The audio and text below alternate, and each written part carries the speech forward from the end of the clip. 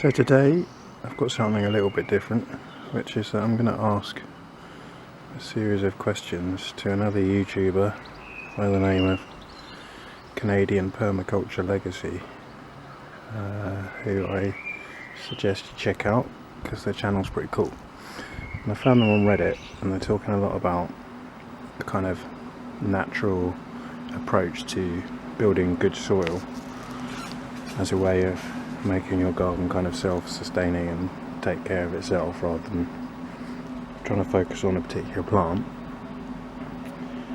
And just watched their latest video about spring plants in the title, but it kind of covers more than that. It talks about weeding and mulching and stuff. So they said on Reddit to be interactive, ask them questions. So I thought I'd ask in a video format. So a few days ago I made a video about weeding this bed, and I was talking about how I've got this carpet of unknown stuff covering this bed beneath this St John's wort that I've planted.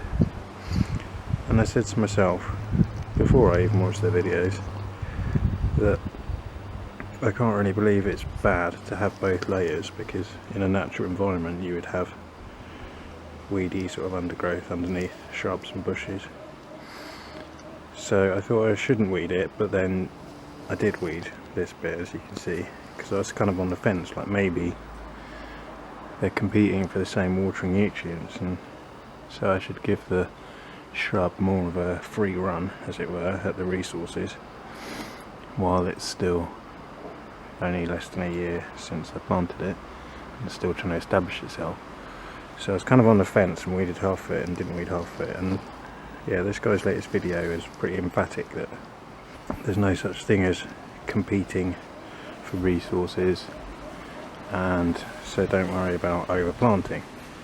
I just thought I'd sort of rhetorically throw that back, because in this situation I can kind of see that it makes sense, or particularly in the example that he used with daffodils under a tree. Like, obviously a tree that isn't even in leaf yet is not really competing with the daffodil.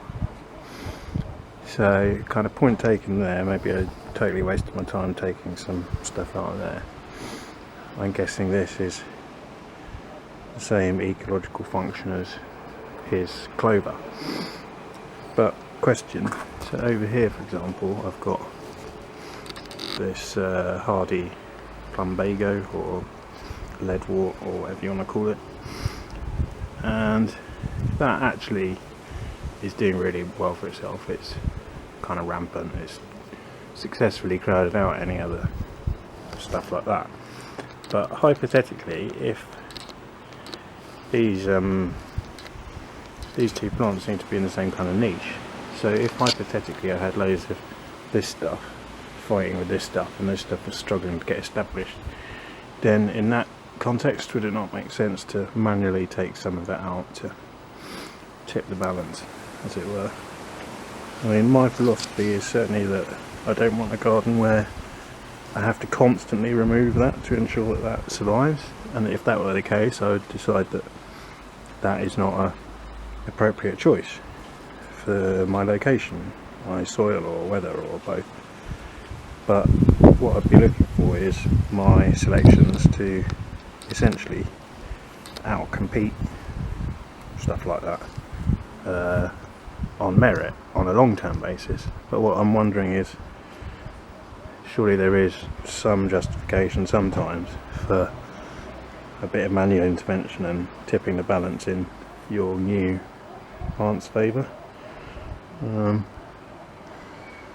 So yeah, just kind of thinking aloud really, just trying to stimulate a bit of conversation and engagement in this weird period where I don't really have much human engagement otherwise. So then the other question is about mulching. So he was saying he's got 6 inches of wood chips on one of his beds, and that seems incredible to me that plants would grow through, which at the same time as I say that feels ridiculous thing to say, because I've seen with my own eyes plants successfully growing through concrete and paving slabs, so surely they can come through a few inches of wood chips. But still, intuitively, perhaps wrongly, I can't help feeling that having a solid layer of stuff is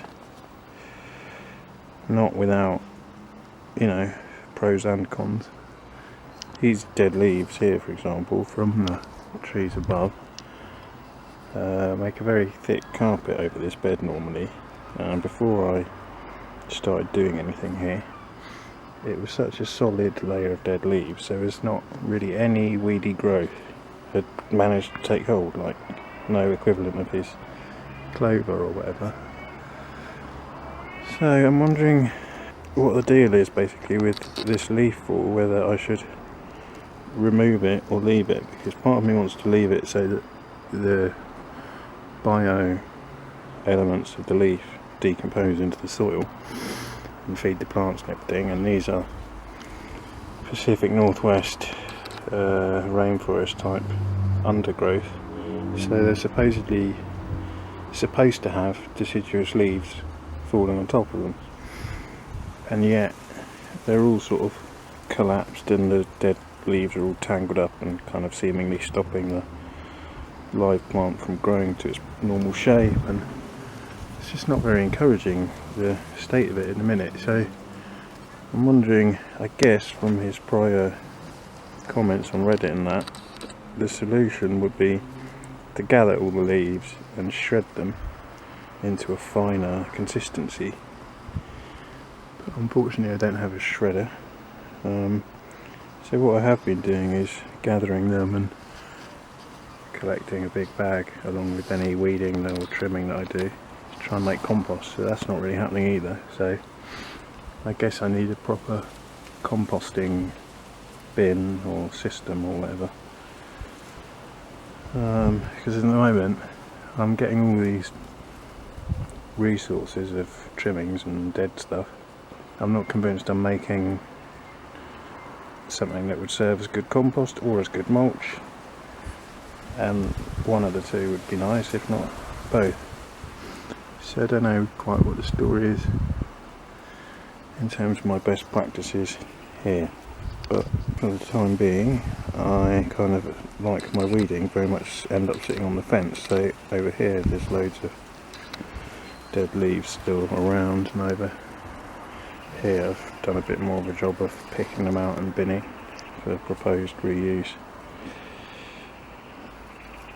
Kind of end up a bit betwixt and between. At least I can be fairly smug that I've got my early spring photosynthesis with all of these snowdrops that I planted. One last crazy question, which might not really be his department, but I'd love to throw it out there for anybody who knows, even though there's very little chance that I'll actually follow through with it in practice, for the simple reason that this isn't my house, it's rented. But this shed